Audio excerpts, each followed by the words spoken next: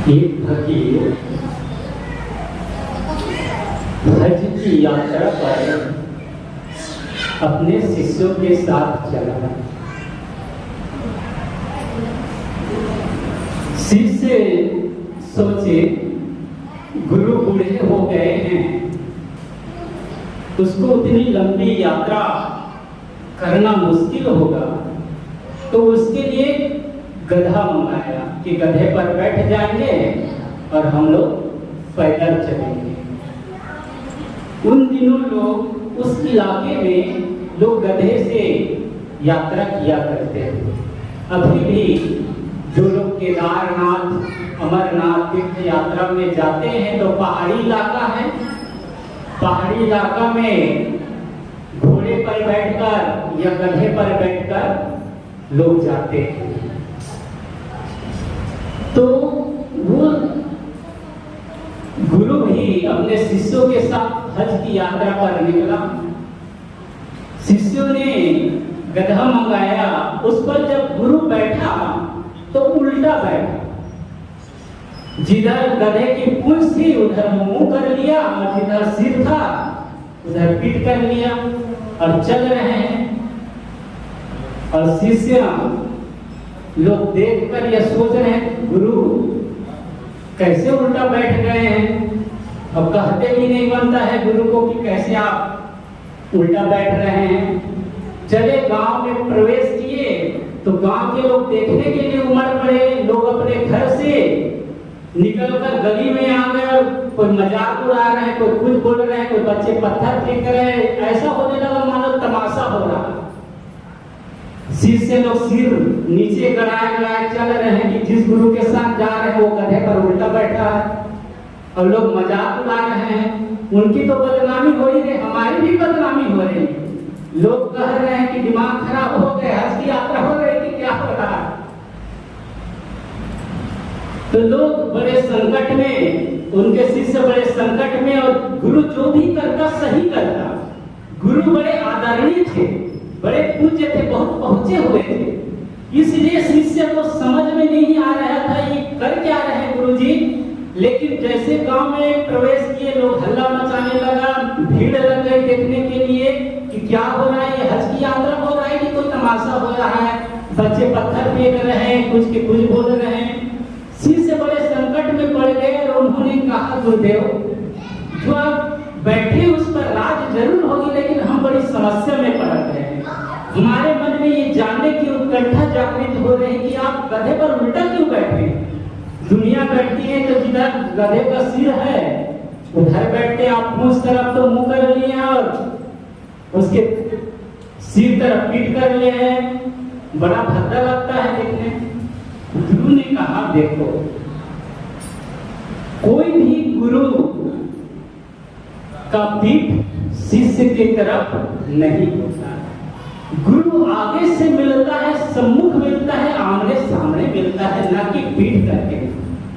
अभी हम आप आमने सामने, मैं इधर मुंह करके बोलूं तो आप लोग देखेंगे क्या मैं आपको देखकर बोल रहा हूं, आप मुझे देख रहे हैं। कोई शिक्षक स्टूडेंट को ज्ञान देता है, कोई गुरु अपने शिष्य को ज्ञान देता है, तो आमने सामने बैठकर ही ज्ञान दिया जाता है। तो गुरु ने कहा, मैंने सोचा गधे के सिर तरफ मैं अपना मुख करूं तो आपके तरफ उल्टा हो रहा था। और कोई भी गुरु अपने शिष्य की तरफ पीठ नहीं करता।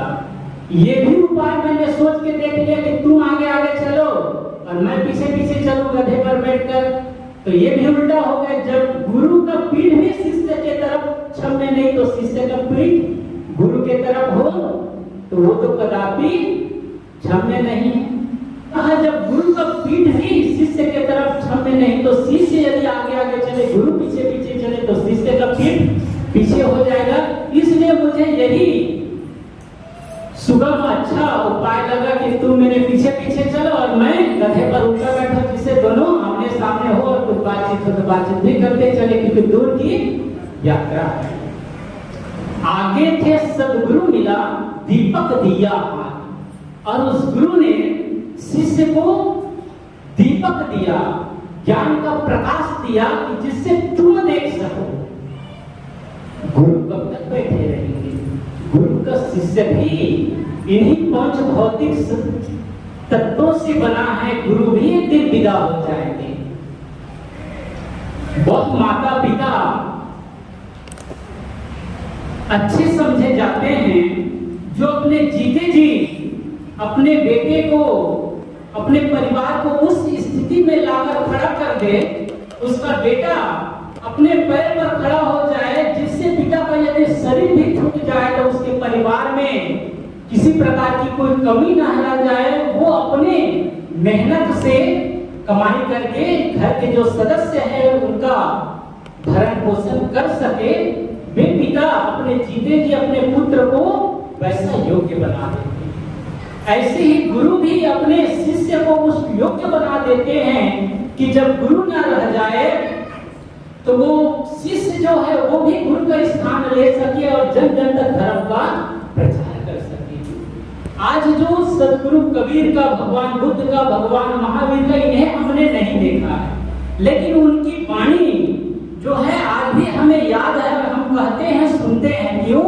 क्योंकि ये गुरु और शिष्य की परंपरा भारतवर्ष में प्राचीन काल से चला आ रहा है। गुरु शिष्य की परंपरा के माध्यम से ही हम तक उनका ज्ञान पहुंचा है और आज लोग उनके ज्ञान को श्रवण कर वैसा जीवन को बनाकर अपना कल्याण कर रहे हैं, मुक्ति निर्वाण को प्राप्त कर रहे हैं। तो सदगुरु संत जन जो होते हैं वो दीपक दे देता है, ज्ञान का प्रकाश दे देता है। एक गुरुकुल में बहुत से शिष्य विद्या अर्जन करते थे। बचपना है ज्ञानार्जन के लिए, जवानी है धनार्जन के लिए और बुढ़ापा है पुण्यार्जन के लिए। पहले कि जो क्षत्रिय के बच्चे होते थे उनको गुरुकुल भेजा जाता था और ब्राह्मण के बच्चे तो पढ़ते ही थे, तो वे लोग गुरुकुल में 25 वर्ष तक जीवन की पढ़ाई करते थे। तब जीवन को व्यवस्थित ढंग से जीते थे। 25 वर्ष तक ज्ञानार्जन करते थे, 25 के बाद धनार्जन करते थे। जब गृहस्थ जीवन प्रारंभ हो 25 वर्ष के बाद, तब धनार्जन करते थे अपने परिवार के लिए। और जब 25 से 50 तक अर्थ कमाते थे, धनार्जन करते थे और 50 से 75 की जब यात्रा करते थे तो वानप्रस्थ जीवन जीते थे। घर में ऐसा रहते थे मानो घर में नहीं है। ध्यान, साधना, भक्ति करते अपने मन को ऐसे परिपक्व बना लेते थे कि जब 75 से 100 वर्ष की पूरी हो जाए तब वो कहीं जंगल में जा सकर संन्यास जीवन को जी सके। तो पहले गुरुकुल में बच्चे पढ़ाई करते थे। तो जब एक शिष्य की शिक्षा पूरी हो गई, जब जाने लगे तो गुरु कुछ देर शिष्य के साथ चले। कहां तक चले? जहां आश्रम की बाउंड्री थी, घेरा था, वहां तक गुरु अपने हाथ में मशाल लेकर शिष्य को विदा करने के लिए चले। अंधेरी रात थी और उसमें मशाल लेकर गुरु साथ साथ चल रहे हैं। जैसे ही आश्रम की सीमा समाप्त होती है, गुरु वहीं रुक जाते हैं और वो जलता हुआ मशाल शिष्य के हाथ में थमा देते हैं, कहते बेटे मैं इसके आगे नहीं जा सकूंगा, आगे की यात्रा तुम्हें ही तय करना है। शिष्य को वो मशाल देते हैं और जैसे ही शिष्य थोड़ा से आगे बढ़ने लगे, उसको फूंक मार के उस जलती हुई मशाल को भी बुझा देते हैं। शिष्य को आश्चर्य हो, गुरुदेव अंधेरी रात है,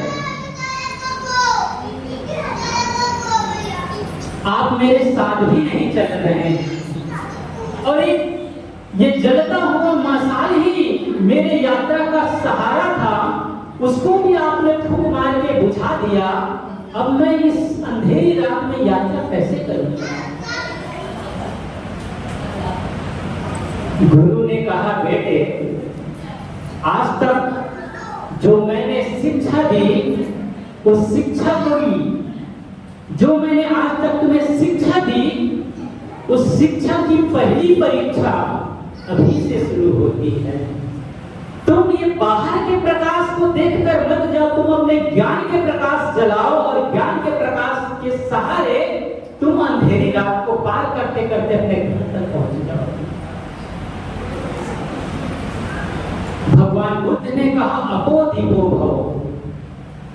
जब उसका शरीर छूटने लगा, शिष्य लोग बैठे हैं, उसी नारा में भगवान बुद्ध का शरीर छूटा। 2 साल वृक्ष के बीच में उसकी साथी जो अचला पहनते थे उसको बिछा दी गई और वहीं भगवान बुद्ध लेटे हैं।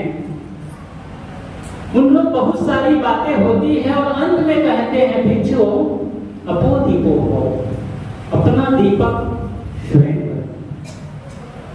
तुम्हारा दीपक ही काम देगा, बाहर का दीपक काम नहीं देगा। पड़ोसी के घर लाइट जल रही है, कब तक काम देगा? कभी आप भोजन ही बना रहे हैं, लाइट बंद कर दिया, उसका लाइट है, उसके पास स्विच है, बटन है, उसकी मर्जी है। तो हम महत्वपूर्ण काम कर रहे हैं, कोई आवश्यक काम कर रहे हैं, यदि पड़ोसी के लाइट के सहारे हम अपना निर्वहन कर रहे हैं तो एक समय ऐसा आएगा जब हम आवश्यक काम करते ही रहेंगे, पड़ोसी लाइट बुझा देगा, हम अंधेरे में पड़ जाएंगे, वो आवश्यक काम नहीं। इसी प्रकार गुरु भी शिष्य के अंदर ज्ञान का प्रकाश देता है कि तुम देख सको, तुम्हारे नेत्र खुलनी चाहिए, तुम अपनी आंख से देख सको संसार के कच्चा चिट्ठा, संसार की आसारता और संसार की सार्थकता क्या है, इसको तुम अपनी आंखों से देख सको। मेरे अनुभव काम नहीं आएंगे। मेरे अनुभव तो ऐसे ही है जैसे मैंने पानी का सूत्र H2O कागज में लिख के तुम्हें दे दिया, तुम जीवन भर उसे हाथ में लिए और जेब में लिए घूमते रहोगे, तुम्हारी प्यास नहीं बुझेगी। ये प्रेम करो, ये अनासक्ति, ये वैराग्य की बातें ये वैसे ही है जैसे कोई पानी का सूत्र या भोजन का रोटी सब्जी दाल लिखकर किसी व्यक्ति को दे दे कागज में और कहे इससे तुम्हारी पेट भर जाएगा, तो इससे पेट नहीं भरेगा। जब तक हम पानी नहीं पिएंगे प्यास नहीं बुझेगी, जब तक हम भोजन ग्रहण नहीं करेंगे भूख दूर होने वाली नहीं। इसी प्रकार जब तक हमारे अंदर ज्ञान नहीं उदय होगा तब तक ये पोथी पढ़ पढ़कर, पुस्तक पढ़ पढ़कर इससे जीवन नहीं बदलता है। पढ़ने वाले बहुत है, पढ़ रहे हैं, रामायण पढ़ रहे हैं, गीता पढ़ रहे हैं, महाभारत पढ़ रहे हैं, जब भी वो जीवन भर पढ़ता रहे वो बाहर का ही प्रकाश है। जब तक हमारे भीतर का प्रकाश नहीं चलेगा तब तक हमें दिखाई नहीं देगा। कोई बच्चा होता है, सोया है, पढ़ते पढ़ते सो गया, माँ काम करके आती है, भोजन बनाकर आती है, देखते बेटा सो गया, तो माँ उसे उठाती है, बेटा भूखे ही सो जाओगे, चलो भोजन करो। तो बच्चा क्या करता है, आंखें बंद किए रहता है, आंखें बंद किए चलता है। कई बच्चे को देखे हैं अर्धनिद्रा में, वो तो सोया है, गाढ़ी नींद में माँ जगा दी, तो वो बच्चा सोया जगह है तो आंख बंद किया और चल भी रहा है। क्या करता है, कभी खाट पे टकरा जाता है, कभी दरवाजे पर टकरा जाता है, कहीं दीवार में टकरा जाता है। ऐसा होता है, ऐसा ही होता है। जब उसकी आंख नहीं खुली है तो कहीं खाट से टकरा जाएगा, कहीं दीवार से टकरा जाएगा, कहीं दरवाजे से टकरा जाएगा। और जिस व्यक्ति की आंख खुली हो तो वह व्यक्ति दीवार से नहीं टकराएगा, दरवाजा से नहीं टकराएगा, दरवाजा से बाहर हो जाएगा। क्यों? क्योंकि उसकी आंख खुली हुई वो देख रहा है, इसलिए कहीं टकराएगा नहीं। उस बच्चे की भांति यदि हम चल रहे हैं, आधे सोए हुए आधे जागे हुए, तो कहीं कहीं टकराएंगे और दुख पाएंगे। भगवान बुद्ध ने कहा,